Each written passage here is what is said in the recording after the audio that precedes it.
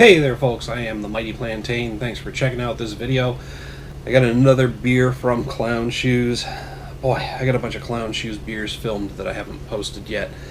Might have to do what I'm thinking about doing with some other breweries and just putting up like a week's worth of videos from each brewery. I don't want to set false expectations for new subscribers. If they see, oh, a week's worth of beer reviews he's posting every day, and then they subscribe expecting a beer review every day, and then I go back to doing the twice a week thing. But like I've said before, well, you haven't seen it. You may or may not have seen it depending on when I posted it, if I posted it at all. What I've said before about the Stone Brews, I've just got so many of them filmed that they're starting to get outdated. So I probably should just dump them onto YouTube. Anyway. That's that's an aside. Today, from Clown Shoes, we have the Exorcism of Rich Ackerman. Rich Ackerman. I feel like I should know that name, but it says here, sorry, the lighting is bad, so it might take me a second to get this read. It's an American Imperial Stout, aged in bourbon barrels, so we're good so far, with coffee, vanilla beans, and cocoa nibs added. So we've got an American Imperial Stout from Clown Shoes, and they aged it in bourbon barrels with coffee, vanilla beans, and cocoa nibs. This promises to be good.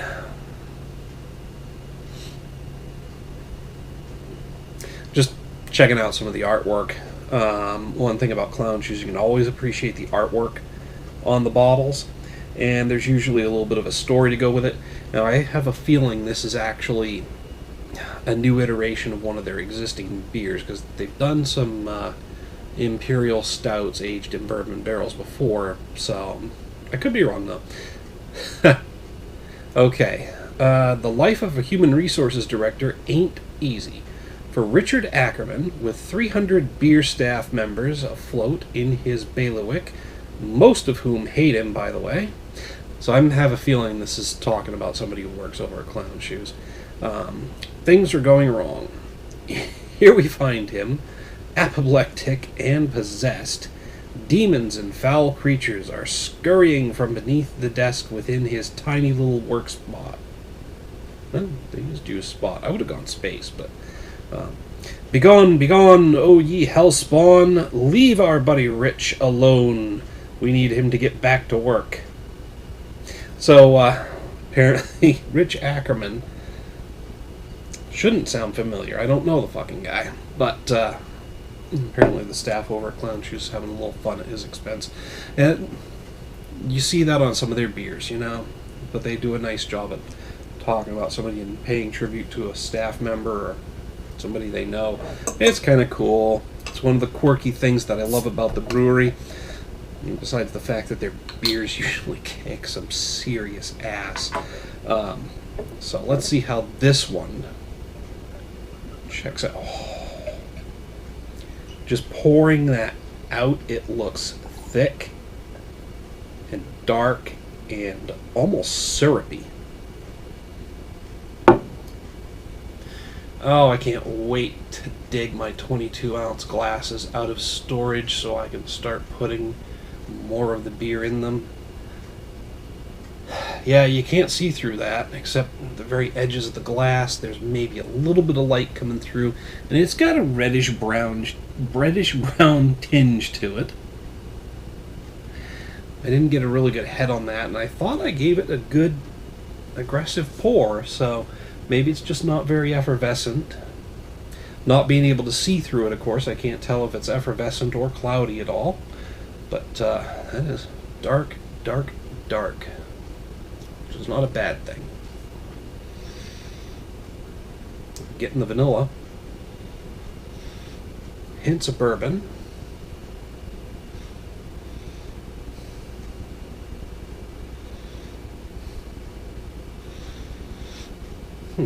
Mostly vanilla and bourbon in there. Maybe getting some very slight cocoa.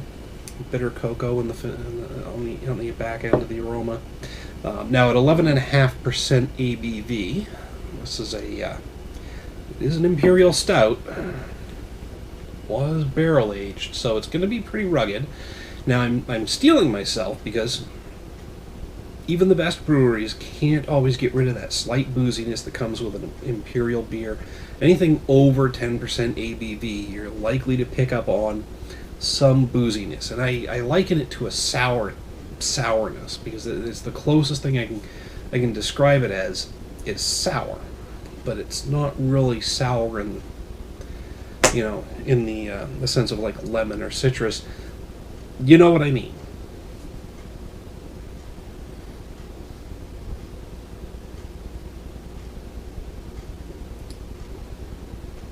Yeah, there's a hint of that booziness up front, but it's extremely smooth.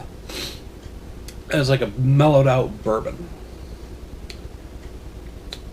And speaking of bourbon, I am getting some serious bourbon hints coming off of this.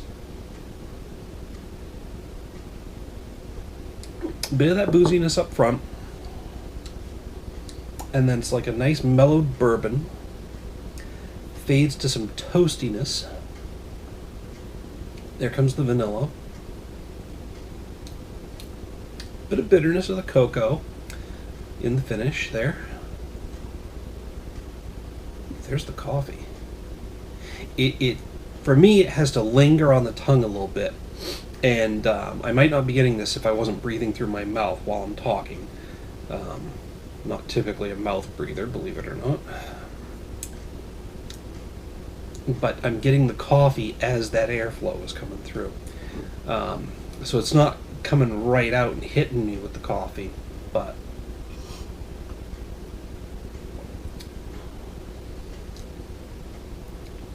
now, as I'm drinking it, that coffee in the finish that comes out afterwards is blending with the cocoa, that slightly bitter cocoa, and it's giving me a nice mocha flavor in the finish.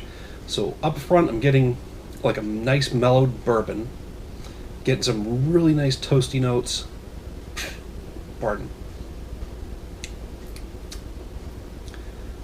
Smoke, it's mildly smoky, but mostly just like toasty. And then that nice mocha finish to it.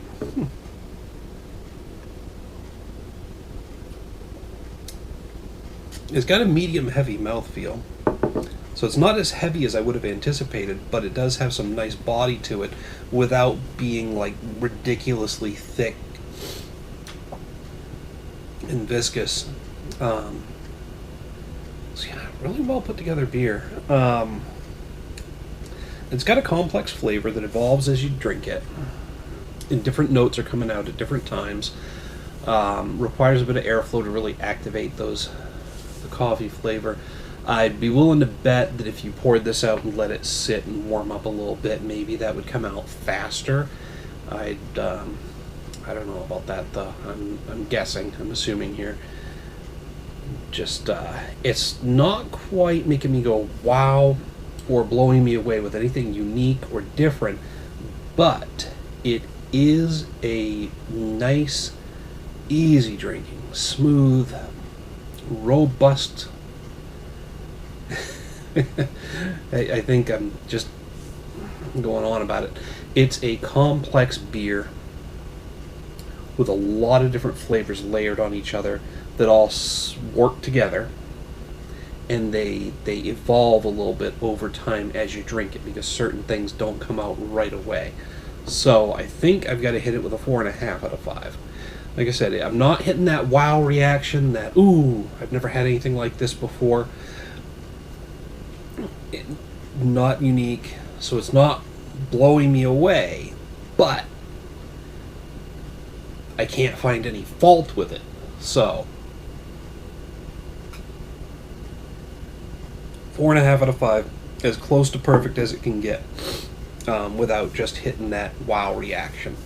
So I guess the fact that I can't find any fault with it makes it a perfect beer. But like I said, that 5, I've been getting really stingy with them lately. And like I said, repeating myself here, there's nothing unique I've had these different flavor combinations, and I've actually had this particular flavor combination in a beer before. I don't think quite as well done as in this one, but anyway, I'm done trying to justify not putting this up at a full 5 out of 5. For me, it's a 4.5, which is close as I can get to a 5, a full perfect beer. So that's just what I have to say about it. Hit me up down below in the comments, in the email link. Let me know what you think of the beer yourself. While you're down there, don't forget to like and share the video. Make sure to subscribe to the channel. Until next time, folks, thanks for tuning in. Cheers.